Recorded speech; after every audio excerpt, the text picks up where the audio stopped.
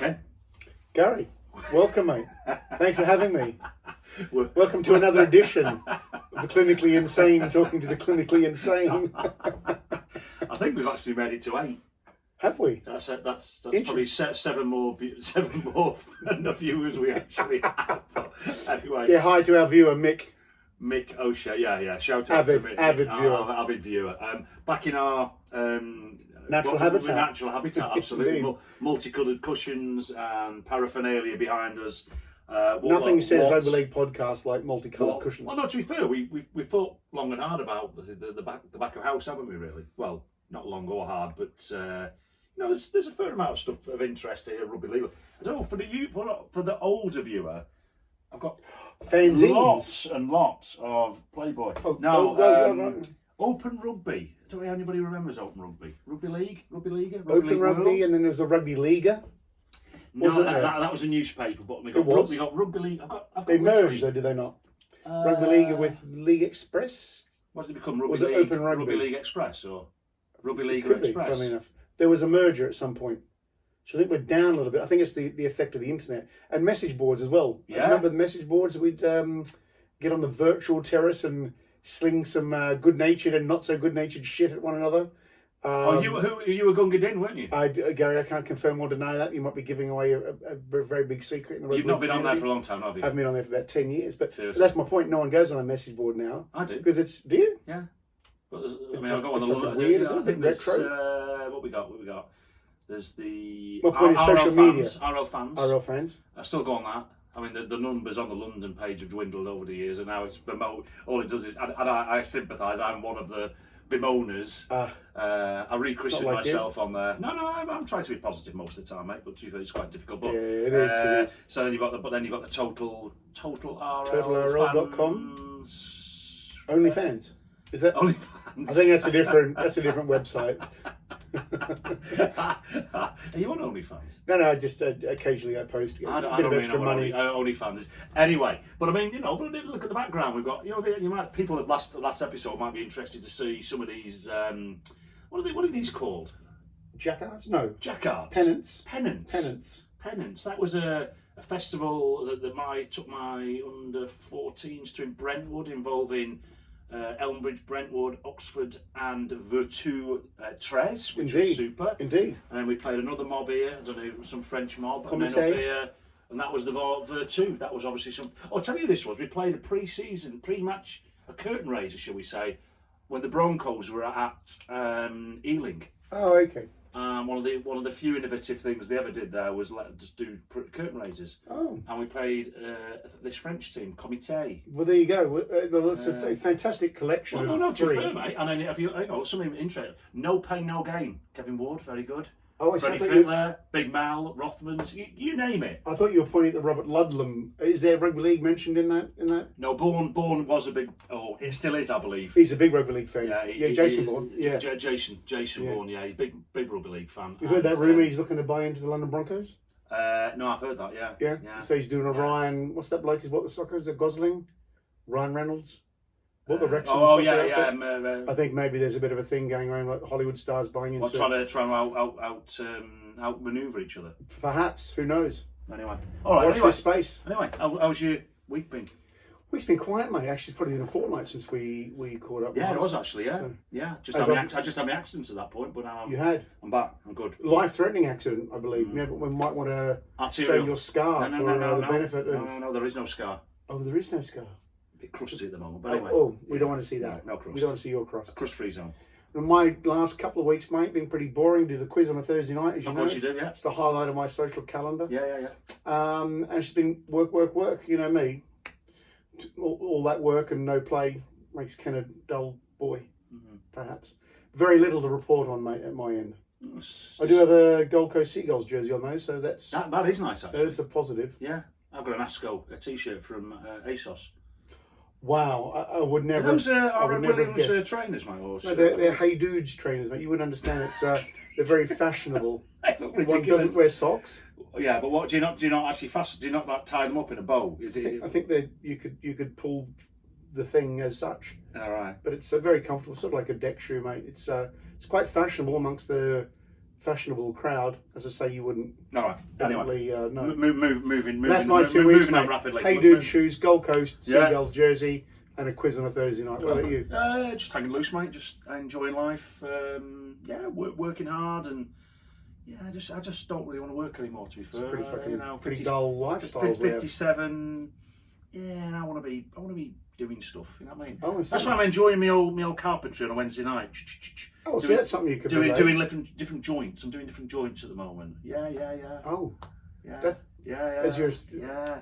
I do the joints while watching them do joints. Oh, I see. Yeah. Is this at Oakland's? Cross Harvings, Oakland's College, very good college, and night class, a couple of hours every Wednesday night.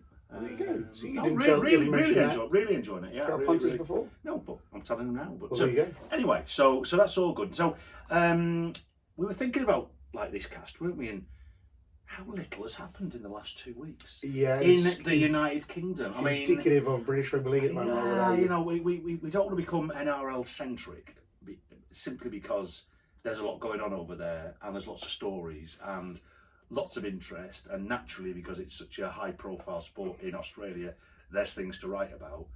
And then you look over here, it's indicative of the the highlight of the week was, I think, Danny Richardson doing a swap with some other joker from Hull. I mean, come on. There doesn't seem to be a lot going on. I cast my mind back, we were talking about this, back to the early days of Super League, when it just seemed it was so vibrant and alive and there was so much going on. Yeah. And maybe it's because, you know, the Murdoch media empire was behind rugby league in a way that it isn't now. Yeah. But it seemed to have a bigger presence in the media. Mm-hmm. You know, you were hearing about players being signed from Australia or perhaps from further afield. Yeah. You know, stadia development, tour matches. Yeah. Just developments with players. You know, certain players playing well, or injuries, or player swaps. Doesn't seem to be any of that now, and it's certainly where there are signings taking place. They're not that big. We're not seeing the caliber of. So it's not newsworthy. It's not newsworthy anymore. There's a lot of so what. So what? And I think it's kind of. I don't know whether it's a chicken and egg thing. Is there not that much interest because there's not a lot of so what? There's a lot of so what things happening, and not a lot of really important things happening. Or is it the other way around? I mean, maybe we were just dined out on good news stories in the past, and just now we're going through a trough. I mean, I'm not sure I believe that, but you know, I mean, if you think about it, well, like my early watching days was in the 80s, watching the Saints, and you're right. Then obviously the seasons, the Australian, the UK seasons weren't aligned as well. They were aligned, but overlapped, such that a Mal Meninga or other good example like Bob Lindner or I don't know, many examples of players who just couldn't play a relatively short, and it was all dead exciting. It was a splash. Paul it was Vortin or Michael O'Connor, or real quality players, Rambo Gibbs, or they'd be coming over and you're dead excited about it. Well, even though only for a certain period of time, which is your point, and even it was only in the rugby league press and didn't make the national media, it was still a splash. It was still something happening. I mean, I'm conscious that we can sometimes talk in a bubble. Yeah. And some people who are watching this or listening to this may have a different opinion. There's only one person watching this. Mick, if you've got a different opinion to this, drop us a line at underthebarchat@gmail.com or on the Facebook page, and let us know if you think there are newsworthy things happening, because I would warrant that there's not that much happening. So I'll throw it out to the group. There probably is stuff happening, but not of. Is it? It's sort of newsworthy. Is it really? If you, I mean, I'm dipped into NRL this week. There's big news about David Fifita's contract, and he's advised the Titans he's actually going to move, and so there's a big horseplay now, hoo-ha about who he's going to go to, and and all that sort of good stuff. That's quite high profile. They make big deals about injuries, don't they? Like Nathan, right? The Blues are looking bereft of halves for the Origin, which is only a matter of 2 or 3 weeks away, and also they talk about kickoffs, but to minimise injuries and head contact. Yeah, they're talking about removing or modifying the kickoff. Yeah. And I'm torn on that, because I'm one of those that don't want to see injuries unnecessarily on players. But it's a fairly important part of the game. That first kickoff on State of Origin or the Grand Final or whatever, the first game of the season, any game, it's a big pivotal moment, and that fans get behind. It sets the tone, doesn't it? I know. You can't. First clash, big clash. It's a big clash. You know, I think there was a head clash last week when it was. This is why it's become another topic. Where there was an accidental head clash, and you know, imagine how many kickoffs there are over a weekend. Yeah. Like the kickoff rather than a kickoff after, and you know, and the intensity of that. You know, how many injuries? You know, I think there's not a lot. Around it small. I think there's a storm brewing in rugby union and rugby league, and northern and southern hemisphere, where you will have the floodgates will open with injured players, and because the collisions are so much stronger now than they used to be, we're seeing it now in the British game, where there will be a lawsuit, a class action, where someone will take action, and it's going to go to court at some point, and at some point or other, it will be found in favour of that person bringing the case. And I think the governing bodies have got to be showing from as long a period as possible that they are introducing changes, and that would be what protects them. And I think it's going that way. Well, it's duty of care, isn't it? They've got to show a duty of care. And it's employment law as well, because these guys are employees. Yeah, and ultimately, but they know the risks involved. They do, but then it's up to the employer to mitigate that risk under health and safety law, and they have to protect their employees. But how far? By the by, how far do you go? As far as is reasonably practical. Well, that's what health and safety law says. You know, you wouldn't expect someone to work on a roof without a barrier. There's a danger of falling off. Have you seen them around down St Albans? It's outrageous. They've all got these safe site signs up. Are all considerate contracts. But by the by, we have a little chortle. But the point goes to demonstrate that these are all things that are happening in the NRL. They aren't happening in Super League. So where's our the talking point? You mean? Yes, the talking point. Indeed, I mean, the big talking point. Sorry, I mean, what caught my eye was particularly about the fallout between Erin Molan and Andrew Johns. Devastated. I wondered why she got off the screen. She's lovely. She's absolutely lovely. She is good. And then she'd had some. He evidently never liked working with her. And what's all that about? Is this a tryst? Is this a falling out over? I wondered. I was trying to read between the lines, probably wrongly. I don't think there was something going on there. You know, in a romantic sense. But I don't get that sense. No evidence to support that. But it won't stop a good gossip. No, precisely. But she's. Come on, I said it makes her feel sick to us. And she's the weirdest bit was their kids go to the same school, preparatory school. And so she sees him routinely, and he just blanks at her. I did read that. I thought it was odd. I don't know what. There must be something to it. What was the equivalent story in the UK this week? Mark Wilson not getting on with Steve-O, or I don't know. I'm literally trying to find something interesting. Tumbleweed, and that goes to the point that we've lost our vim and our vigour and our verve and our, dare I say it, our spunk.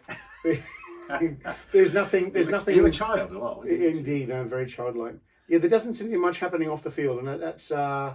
I guess I would reference Barry Hearn's comment about when he was asked or approached that he's thought about getting involved with the marketing of rugby league. Remember a little while ago, might have been about a year ago, something like that. And he had said something along the lines of, there are no stars in the game. There's nothing to command column inches. And I think he's probably right. And this speaks to the topic we're talking about. I mean, yeah, but I mean, that's national papers. I mean, even in the bubble of rugby league world, you'd like to see some stories. I mean, you know, admittedly, but that even reinforces the point. If we can't even get that much interest generated, I don't know.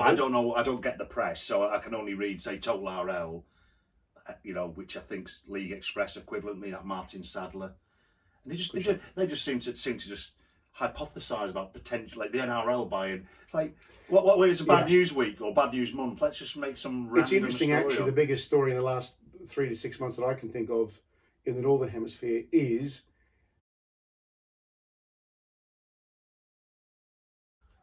Right, Ken. So we're now going to the bit that I'm really, really excited about. The main meal. The main meal. That's what we're here for, baby. Possibly one viewer might really enjoy this. We've been prompting people on the Facebook page this week to pull together their favourite partake their favourite team, players of their favourite team that they've actually seen. The best team of their favourite club. Exactly. Yeah. So my team will be London Broncos. So it'll be the 13 players in positions that I feel are the best. Now we had 11 Very, very good submissions, ranging from a different high quality of the highest. Some of them were high quality. So I'm probably more than others, but anyway, that's an aside. So what we're going to do is we decided that we're going to actually use this to do a challenge cup style draw. But of course, the more astute of you will realise that 11 teams does not give us a quarter final. Does not. So what we're going to do is we're going to do 3 preliminary round ties to create 3 winners. Knockout, baby, and they will then go into the quarter final draw with the 5 other teams. Indeed. And the way it'll work is that Ken will be the sole arbiter of who's best, and he will take each position and each player and say, for example, you might choose, say, fullback A, fullback B. Ken will take his view on who's the best one. I will say fullback A for the purposes of this demonstration. And team A will get the point, and so on and so forth. But anyway, without further ado, let's get into the nuts of this. Let's get into it. So let's get this. This is my your vase. What was this? I don't know, another award I got for at some point coaching. I don't know. There's been so many. There's been so many. So Ken is going to draw the 3 ties for the preliminary round, and I will note them, and so on and so Move forth. my glasses on. So anyway, can you make sure you show the punters? I will. This is sight unseen. It's all above board. There are no shenanigans going on here. Number 7. Number 7 is Sam Wingard. Sam in the first preliminary round tie. Wham bam, thank you, Sam. And now we have number 6. Number 6 is Gary Tetlow. Gary Tetlow. The GT Meister. The Tetmeister. Who have we got next? 4. Number 4. Number 4 is Mick Kenworthy. Key of the door, number 4. He is the archetypal northerner, isn't he, old Mick? Yeah, professional northerner. Professional northerner. M62. I don't think he's ever moved off the M62, has he? He's just always been there. Perhaps not. Next one, please. Number 2. Number 2. Oh dear Lord. Legs 11, number 2. Who do you think he's drawn? Pass. Steve Kenworthy. Steve and Mick, the Brothers Grimm. The Brothers Grimm, indeed. Now the final preliminary round. Number 5. 5 is 2 fat ladies. 5. What are you talking about? It's Scott got Drew. my bingo job. It's Drewy. The Drewmeister. Drewy boy. Drewmeister. Drewy boy. Who's he playing? You tell me. Oh, you want me to draw another one? I need to have a number. You don't want much. I'm not like You're everything around here. I need to know who's drawing. Number 10.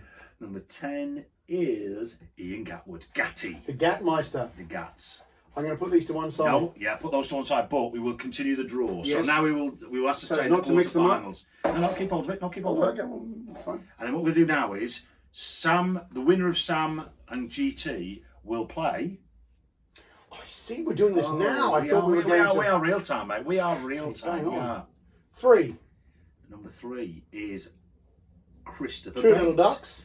Mr. Bates, Mr. Master. Mr. Master. Who incidentally we are going to do the Challenge Cup final with. We are. Top man, Mr. Master. It's a podcast. So the winner of Mick and Steve will play 1. Number 1. Oh, John Morrison. All by itself, number 1. Morrison. Next, please. The winner of Drewy and Ian Gatwood is number 8. Number 8 is Shay Rampling. Rambo. And oh God, there's 2. There should be only 2 in there. There's only 2 left. 11. 11 is Ken. Could legitimately say legs 11. Eduardo. There you go. You knew you were going to play, my friend, in the quarterfinals. Number 9. Number 9. And so it should be is Franco. Mark Franco. Indeed. Okay, brilliant. So we have our tie. So I think what we should do is get into the preliminary round. So effectively, Sam Wingard versus Gary Tetlow. All right? Let's do it. I'm going to name the players. You're going to see who the winners. Feel free to join in, guys. Hit us with underthebarchat@gmail.com or get on the Facebook page. Let us know your thoughts. It's very subjective. No right or wrong, except in my case where I'm right. Feel free to contribute. And to be fair, if I feel you're wrong, I will obviously shout up. I'm sure you will. But let's get to Let's crack on, bro. Sam Wingard, London. Gary Tetlow, London. Luke Dawn, Richie Barnett. Richie Barnett, country mile. Black Panther, quality player, loved him, so graceful. Both picked Rhys Williams, so that's a neutral one. Dan Sargent of this manor, John Timo, the dual code international. John Timu. I'm rather partial to a bit of Dan Sargent. A local lad, done very well at the Broncos, did very well at Wigan, played a little bit in Australia. I'm going to lean towards him. Undoubtedly quality player, Timu, but hey, that's fine. It's subjective, right? Indeed. Elliot Keir and Tony Martin. Tony Martin. Very good player. He was. Very good player. Paul Ulberg and Martin Fire. Funnily enough, I don't think that's close. Martin Fire, a bit of a banker. I think I would take him. One of the greatest wingers of all time. I think you'd probably We both have Jamie Soward. Absolute legend is Soward. The Maverick, Jared Sammett versus the sublime Scott Hill. Scott Hill. Quality footballer. Sammett, really underrated actually. Real tradesman-like player, but you can't beat a bit of You can't beat of Hill, can you? Okay, we're now into the front row. Louis McCarthy Scarsborough versus Mark the Spud Carroll. Mark the Spud Carroll. I would go for LMS. Oh. Again, local lad, boy done good, done a lot up north for Saints, and I think he was a quality footballer. First. The French. Denise Welch. The French wizard. William Bartow versus Jason Hetherington. Jason Hetherington. Oh, mate, he was such a good player. He was a good footballer. Absolutely superb. Balls some as good well. Footballers back in those days. We did. Matt Cook and Danny Ward. He's got no hair, but we do not care. Danny Ward. Danny Ward. Great prop, but I might lean a little bit towards Matt Cook. Again, a local lad, so maybe I'm a little bit coloured, perhaps. But, great footballer and done it for both ourselves, both Broncos and Castlewood. So I'd lean towards Mike. And Bradford, I believe. Cook. Okay, yeah, that's fine, mate. That's good for you. Then we both went for Antonio Calfusi, who was absolutely superb. Mike McMeekan and Peter Gill. Now, I like Peter Gill because he did a little bit at the Gold Coast and St George, my team, and Brisbane Brothers before that. But he's not going to get the nod on this occasion, I'm afraid. Yeah. Meet Mike. I do. Again, another kind of local lad. He's done good, very well. No, he's a good player, Mike. Further north. I think highly of him. I think he's signed for Wakefield. He's leaving Catalans and he's going to Wakefield. Yeah, Catalan and Castleford, and he was what he was thinking of when I mentioned Matt Cook. Basingstoke, I believe. Really? Oh, there you go. Well, anyway, by the by. Anyway, to loose forward, Attilia V and Jim Dimmock. Dimmock. I think. Okay, so totting those up. Sam has 4.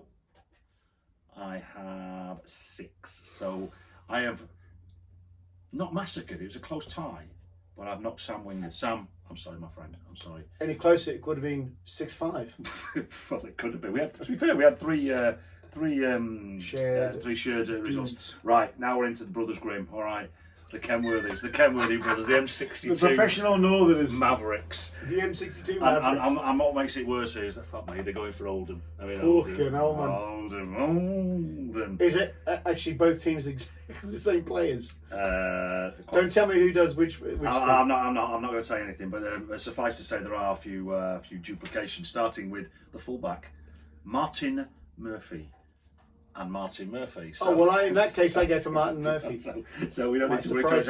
Actually, never. Sorry, Martin, I've never heard of you.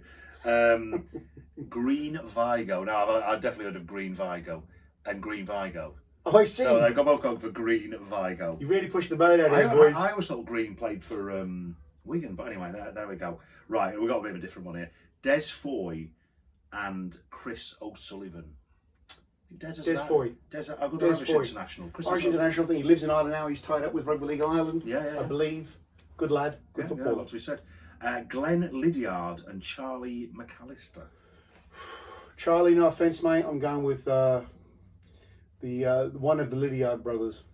Glenn Lydiard. Indeed. That's a shame. I thought Charlie McAllister was a first-class centre, but big old boy from my recollection. Well. Now David Lydiard and David Lydiard, so they've duplicated there. Okay, Ray Ashton and Tommy Martin. Tommy Martin, every day of the week. He's a bit of a maverick, though, wasn't he? Good. Are you sure?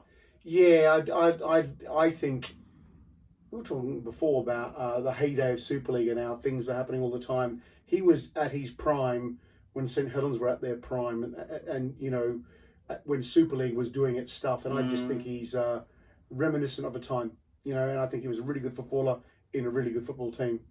I like him a lot. No, I don't dislike him. I just thought he had Yeah, he's super player. I'm not gonna say a bad word about him. Anyway, Neil Flanagan and Mike Ford.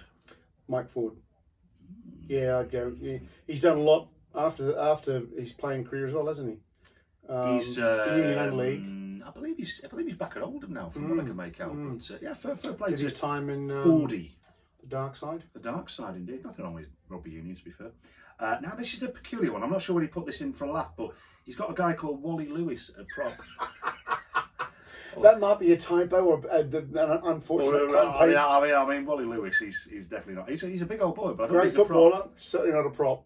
Well, there's Wally Lewis. Did he ever play at Oldham? I mean, are we really ever thinking this? Did he play at Wakefield? Did everybody claim? Did everybody claim? Did he play for this mob, Gold Coast Seagulls? He did. Right. In this jersey, in this style of jersey. Presumably this Wally Lewis, who's a prop forward, didn't play for Gold Coast Seagulls. I'm hoping there's two different players, or what I'd really like is it's just some sort of complete monumental cock-up. It probably is, knowing them two. Plus I couldn't think of anyone else who thought he put Wally Lewis in. Put random names Anyway, Big Wally, he's up against Adrian Alexander. Adrian Alexander, by default, I think. Yeah. This is the only time you'll say this, who chose Wally Lewis? Which of the brothers grew? That was Mick. Mick, what the fuck are you thinking of, Mick? Mick's an idiot. Come on, man. That's an absolute village idiot. Obviously, then they both gone for Richard Russell. There's a lot of Wigan ties up here. Now here we go. Barry Mack or Hugh Waddell? Hugh Waddell was a really good footballer, but you can't get past the Barry Mack. He had a bit of spunk up front, didn't he? He was Did he? A bit, well, let me rephrase that. He had a bit of presence up front. He was a nice guy. I think he's a good commentator. Everyone's got their own opinions about that. But I think he was a bit of an enforcer up front as well, wasn't he? Got tasered anyone? So was it tasered or pepper? I think he was the first man to be pepper sprayed in the UK, wasn't he? Pepper sprayed. He sounded like Ronnie Barker from Open All Hours. Moving on. Both got Andy Goodway. Again, Wigan connections. Very, very good player. Bob Lindner, very good Australian player. Both of them have got Bob Lindner. Okay. We're tied. We're going to the loose forward berth. They're tied. Terry Flanagan or Chris Joint. I'm sorry, whoever's got the wrong option here. The wrong option. I'm going with Chris Joint. Jointy. I think he was a fantastic footballer, mainly at Saints, I have to say, when I saw him play. Wide West. Wide to I West. think he was the one who took it over the line. He was a good footballer. Quality. Well, look. Again, when Saints were at their best, when I think Super League was at its heyday in the late sort of 90s, I guess, wasn't it? Mid to late 90s when he was doing his thing? No, Tommy Martin, Bobby Goulding, all running around that era. Bobby Goulding I don't rate very highly, but anyway, that's just my personal view. Anyway, the tally up brings Steve Kenworthy the victory by a single point over Mick. Close one. Well done, Steve. Unlucky, mate. Commiserations, mate. Maybe but next you chose time, Wally Lewis for fucking prop forward. It could have been yours, mate. You got your just desserts there, mate. Right, last preliminary round tie. Come on. Is Drewy, Newcastle Knights, Drewmeister. Gatti, London Broncos. Come on, Gatti. London. Bear in mind, Gatti goes back to the Fulham days, so he's got He's about 89 years of age. Probably more than that, mate. But Apologies, anyway, Ian. here we go. Callum Ponga, and Tulson Tollett. Oh, Ponga. That's a shoe-in. He's going to be a great footballer by the time he finishes. Of course, he's still only really quite young. He's a first class player, mate. He's first class. Okay. I think. Darren Albert and Kieran Dixon. Kieran Dixon, another local young lad. There's been a bit of a thing. We've had a few, but I'm going for Prince Albert on that one. The Prince. Is a Prince Albert a euphemism for? It's a euphemism. I think it's like, you know how an earring is a ring placed in your ear. Yeah. A Prince Albert is a ring placed in your podger. How bizarre. So I'm told. Right. God, this is a very educational show. Matt Gidley and Greg Barwick. I like Greg Barwick. Greg Barwick, good footballer at a time when that was a really cracking Broncos team, actually. Yeah. I think you can't go too far past Gidley. Yeah, good player, mate. I think he ended up at Saints, didn't he? He got Saints. Ronald McDonald. No, that's not McDonald. That's McDougall. Adam McDougall. And Greg Fleming. Fleming, another good footballer. About the same sort of era. I think they were playing in the Virgin days, the Virgin sponsored days. Yeah, mid to late 90s. And I think we'd sort of faded out by the early part of this century. But there were some cracking players running around the 90s, back in the stoop. But by the by... McDougall or Fleming? McDougall. McDougall's flower. Timana Tahu or Martin O'Fire? Martin O'Fire. Yeah. Again, I don't think he's a bagger. Right. Matty Johns or David Eckersley? I'm fairly comfortable in saying Matt Johns on this one. For what reason? Because he's got his own TV. Just other than the fact he's a really great footballer. All right. Okay. Did he have a falling out with Aaron Molan as well? Is there a family connection? No, Andrew Johns had a falling out with Aaron Molan, as we mentioned earlier. Possibly. Yeah, that remains to be seen. Sorry, guys. Anyway, on that point, Andrew Johns or Sean Edwards. Now that is a battle of some quality. That is a really good one. I mean, they would never have met in the wild. I'm sure in a football game. Well, I mean, Sean. In age-wise. Yeah. Well, he'd finished playing by the time Andrew Johns. Or was there a crossover? Was there a period of time where they may have come head to head, mono a mono? Mano a mono. Do you think? I think Sean Edwards may have finished, perhaps.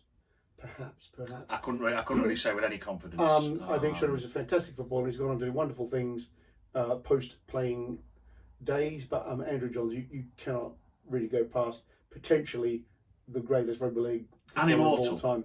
Yeah, immortal. But in my mind, he tarnished his reputation by going to Warrington. You know what I mean? That's very courageous of you to say so. Apologies, Wire fans. So, John Morrison, not sure what you make of that, mate. Well, make of it what you like. Indeed. Next one is the Chief, Paul Harrigan versus Ian Van Bellen. Paul Harrigan. I mean, it's pretty hard to go past the Chief. The Chief. Danny Badouris versus Tony Corralius. These boys are going back a long time. Yeah, that's really not helping me, mate. I'm going Badouris. I think he was another good footballer. This is just showing your age. He's been over here as well. You're showing your age, mate. Lack thereof. Lack thereof. Tony Butterfield. Literally never heard of him. Versus Tony Goulet. No, Tony Butterfield. Good footballer. You've heard of him? Oh yeah. Hard bloke up front. First. Tyson Frizzell versus Harry Beverley. Frizzell, and not just because he was an ex-St George player. I think he was a junior. But Tyson Frizzell, I think he played for Australia, of course, and Tonga. I think internationally. Tyson Frizzell played for Wales. And I think Tonga. And Australia. I think he may have been the only rugby league player in the history of rugby league that's played for 3 different countries. But I stand corrected. Let me know on Facebook page or the email address or what have you. Honestly, yeah, sorry. Offer your thoughts. Offer your thoughts, right. Last two. I think this is looking a bit one-sided anyway, sorry to be fair. But Steve Simpson versus Matt Toshak. Matt Toshak, I thought he was great. I think he was a great workhorse. Really good grafter. And then the loose forward is Ben Kennedy or Terry Matterson. Terry Matterson. Really? Yeah, he was great. He was great in Australia, and he was fantastic for the Broncos. He was the mainstay. He was the linchpin, really, wasn't he? He was the linchpin. He was the linchpin. So that ended up 2, 4, 5, 6, 7, 8, 9, 10-3. He was well done, Drewy. Kind of a dude, wasn't he? Drewy's got it. Drewy got that one. The Drew Meister, you're up. A little bit one-sided that one, but that's fun. So here goes the quarterfinal ties are as follows. Let's have them. GT versus Mr. Master. Steve Gurner Kenworthy versus John Moz Morrison. Scott Drew and Rampo. And Drewy. Ken Edwards and Franco Franklin. So what we're going to do is we'll put those teams on the Facebook page, and we'll give you guys the opportunity to vote for the best team. But we will do that similar thing in the next podcast. Yes. Who v who, and we'll weigh them up. Then we'll Tag your mates, get everyone else. I mean, if you're pushing if you want as many votes as possible for your team, tag your mates, get them voting for you. Get them voting for you, absolutely. Anyway, I enjoyed that. Hopefully they enjoyed that. Right, shall we talk about this morning? Let's talk about this morning. The TV show. This morning, I went to coach again this morning. I'm back into coaching. Oh, you've got the coaching bug. I have. I think I mentioned to you. I went. Rob Collins, an erstwhile friend of ours, Mr. Rob. His son's just turned 14. And he's decided to take on the coaching role at under 14s, which incidentally is probably the only junior team we're running, or Centurions are running this year, and possibly the only team as the open age seem to not have enough players, which is a sad indictment of the club, and we'll talk about that another time.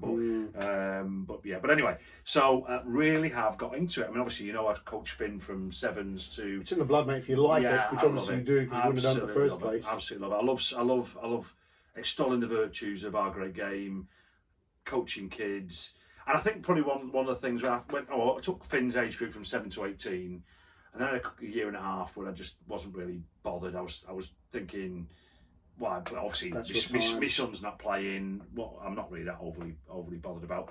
And also, I wasn't really enamoured by the Bronco setup and things. So what asking myself, what's the point of? You fell out of love. Of the process, not being a coach, but what's the point of me doing it? There has to be some objective, like a player. Then going on to not necessarily not to be semi-professional, whatever, but being part of the game. Okay. Now, interestingly, and then I decided, you know what, bollocks, let's just go for it. I love it too much. Son's here, let's get out, and it's great. It turned up. He had about 20. We had a full game this morning. 13 to 13. In the same club. I've refereed the game. Coach one side. He's a funny old boy, the old Rob Collins. He made it very dry. Made it into a Lancashire v Yorkshire affair. Nice. He turned up in his white shirt with a Yorkshire tie on and shorts and flip flops. On the warmest day of the year so far. Absolutely, and I was like, oh right, okay. Needless to say, the red rose. Did you turn up in some Lancashire garb? No, I didn't realise it was a tracksuit. Didn't realise it. Yeah, no, my shell suit. Turned up in my shell suit, mate. But it was brilliant. I'm loving it, and so much so that. It's great when your son's involved and you want to sort of, and that's probably what inspires a lot of people to volunteer because they're children. And interestingly, a guy called Rob Lama, you might recall, played for us in the 2000s. His lad is just 14 or 13 actually, and he's going down. Nice connection. He lives up in Hampton, which is intergenerational situation. Absolutely, which is great because I mean, it is. One of the great things that we thought when we set the club up was, well, we didn't really think too much about it, but what we hoped would be the longevity of the club based on I thought about it a bit, and I said to people at the time, I may have mentioned to you that we don't have a tradition down here of rugby league in a way that people do up north or Australia or New Guinea or New Zealand, whatever. And I always said traditions is a long burn. It's great if you've got an ex-Centurion player whose son or perhaps daughter wants to play rugby league, but I think it's a multi-generational thing. So the real strength, we know we've built a tradition when you've got one of the founding fathers of the Centurions who maybe played in the first 5, 10, 15 years, is bringing their grandchildren. Yeah. That is a real strength, I think. That shows real longevity. Doesn't prove anything, I think, but it's a nice yardstick, it's a nice measuring tool. So well done, Rob. Yeah, and actually, just to add to that, and again, just to re-emphasise my point, is that I coached a lad, he's a year older than Finn, James Deaksey, and he very, very good rugby union player, very centre, very, very good player.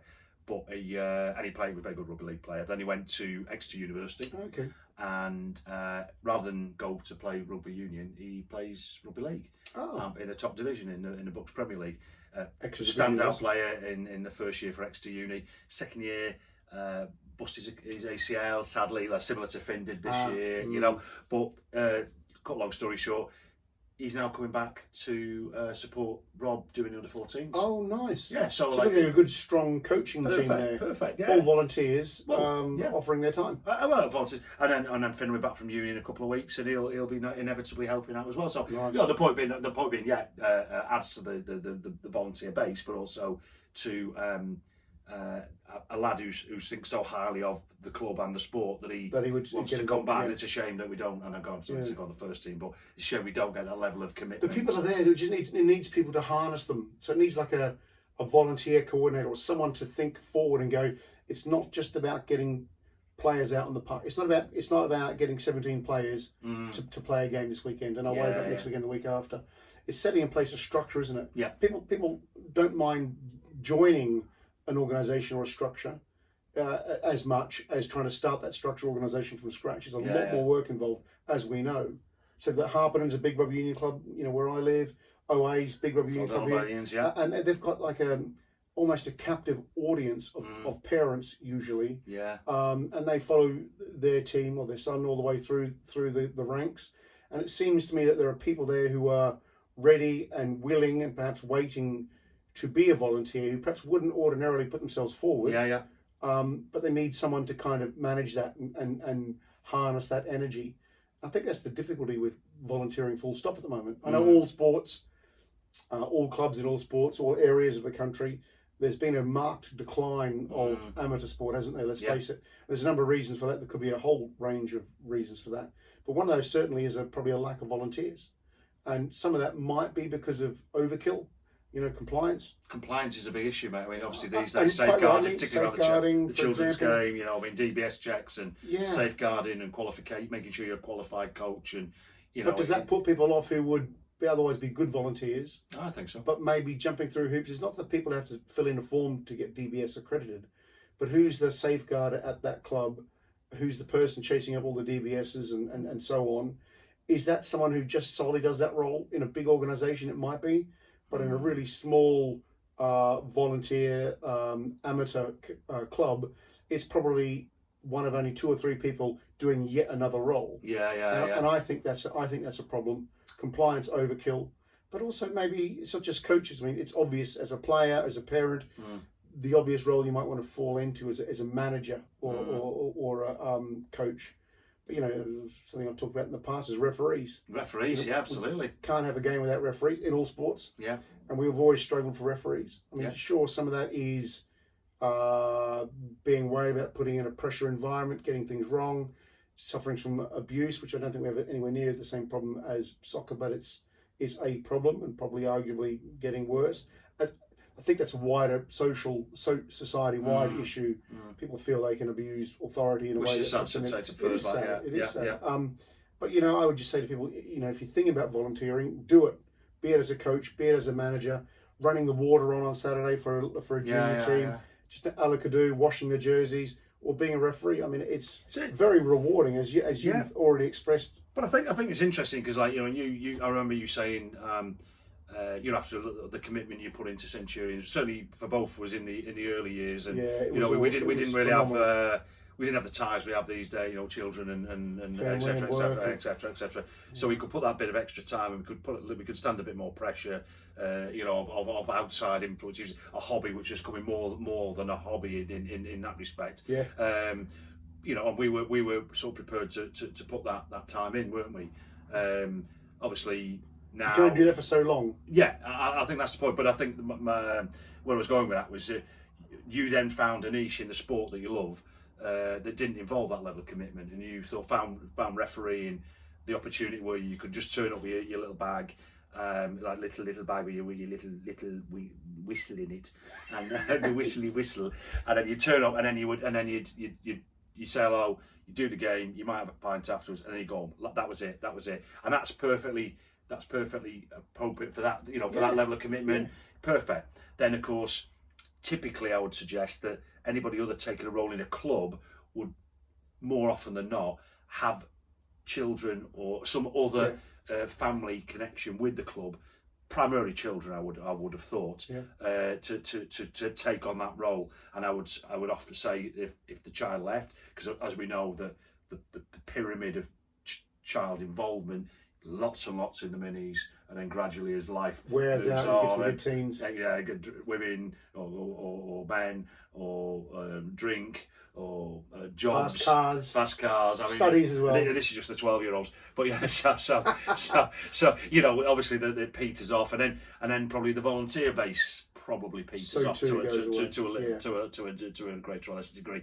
So coaches typically, you've always had the well-meaning dad who wants to coach, and we've seen it more times than not in our circles. You can't be critical of it, but no. A rugby union father coaching rugby union in lieu of in trying to understand the code of rugby league and coaching rugby league, but sort of slightly getting confused about the. He's doing it but he's doing it for the right reasons. Oh no! That's why you would never sort of, If he didn't put his hand up to do it, then maybe those kids don't get a game. No, exactly. And it's the same philosophy I've got with referees. But it's all the little things. Well, the people who wash the jerseys of kids, cut up the oranges, make the water bottles up or whatever. So everyone has a role to play. and it's very easy to manage volunteers. When there's many hands make light work, so there's lots of people doing lots of roles. I think, you know, back in the day when we were sort of trying to run the club as quite as efficiently as we could, we had that role of volunteer coordinator, didn't we? So, you know, if you're going to coach on match day, you don't want to be dealing with the toilets being locked up, or you know, or pumping the balls up, or you know, I mean, obviously that's an ideal, you know, the idealistic view, but you don't really want to do that, do you? So you have someone there who's knows there's, say, 3 or 4 guys who are just willing to do whatever they want to do, and they say, well, look, would you mind pumping those balls? You know, that sort of makes people feel part of the pro. You need a deputy to fill in for when you can't be there. And just many hands make light work. So the more people that there are, the fewer onerous tasks you have to do. It becomes, you know, putting post pads out, or corner flags in, or, you know, just little things that don't sound, just make life a lot easier. And funny enough, I mean, me and Rob were talking in the week that, and again, thinking forward to your point earlier, like, we know that Rob's son's going to go into 15s, which is under 16s, 15 and 16s. And obviously quite a few of the players will then step up to that age group as well, and Rob naturally will go and coach. So then now we're going to start thinking about who's going to coach the 14s. Yeah, exactly. And it's not necessarily me. So who's going to take the 14s on? Where are we going to get the... Well, now's the time to be thinking about it. Now's the time to be thinking about it. Not 2 weeks before the season starts. And this is what sort of frustrates me a little bit of the Centurions, and certainly probably a lot of local clubs, is that they switch the club off in August when the season sort of ends, about it again in March, and then they turn it on and think things are going to have changed, and they haven't, and I don't quite know. I can't quite play that. Nothing good comes easy, mate. And when you're dealing with a small club with a small volunteer base, it all falls down to too few people, and so those too few people, unfortunately, need to be switched on the whole time. Yeah, you know, and that's a lot of pressure, isn't it? That's it is a lot of pressure, and it burnt. Certainly, I won't speak on your behalf. I know it's pretty much the same thing for you, but it burnt me out. You can't keep on doing that constant commitment and constant churn and still manage all your other stuff, you know. Burgeoning career. Burgeoning career? There you go. Who's that, you or me or somebody else? It's someone else, a bloke called Steve Kenworthy. Someone called Burgeon. Sam Burgeon. Sam Burgeon. So all those things take a big commitment, and you can't keep on doing it. So hats off to all the volunteers. Totally. I salute you. We salute the volunteers. So, right, I'm looking out the window, mate, and the sun's shining. I can see a hell of a lot of sun out there. It's asking for us to go to join it. I think it's a beer garden with our name on it. Let me just, before we finish, one last thing. Oh. Do you see this book over my shoulder here? It is, for the punters, Rugby League yearbook 2015. It is, 2015, 2016. I can vouch for that. It sits over my shoulder here, okay? And I have great pride, because when I have teams meetings, sitting over my shoulder. Anyway, I'm sure people think, oh, you're a Rugby League fan, we were on site this week, got chatting to this guy, he said, you a Rugby League man? I said, yeah. He said, so am I. So that book up. Was he grooming you? He's probably grooming me. I heard what happens online. Aussie guy. On the website. Good guy. Anyway, turns out he's a Bunnies fan. Ooh, and we had 10 minutes of, while the rest were walking around site, we had 10 minutes of just talking chutney Rugby about tittle tattle. Tiddly tattle. Anyway, enough of that. So good session. Good session, bro. Good man. Love the draw. Get your votes in on the Facebook page. Tell your friends, vote. Vote. And we'll see you in a couple of weeks, yeah? Bonjour. Over and out.